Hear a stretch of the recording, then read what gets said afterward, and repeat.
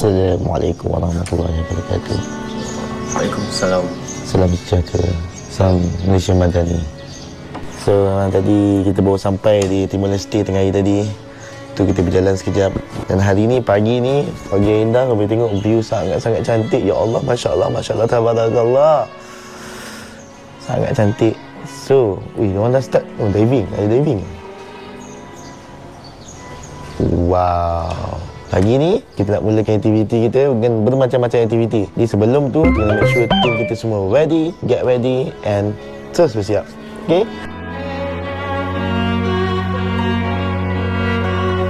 Okey, korang jangan heran sarapan dia macam ni sebab dia mengikut British punya.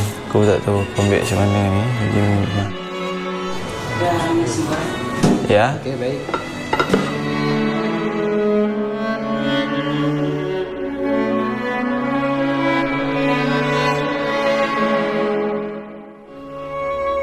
Okay, kita pergi jumpa Faisal ya.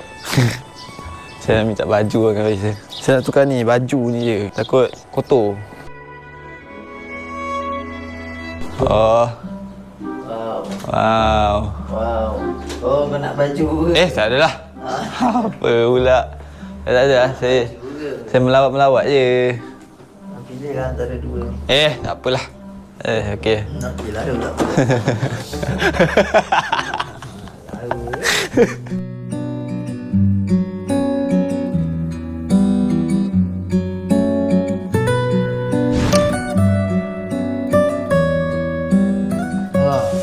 Selamat pagi.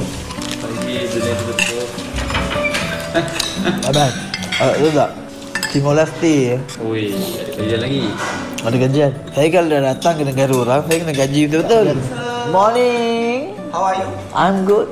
Have a seat, have a seat. Have a seat. Negara ni ada satu, tak silap saya lah, satu mall dia. Satu mall. Satu negara kau bayangkan. Mesti jam teruk kan? Tak tahu. Dia ingat rakyat tu tak memang.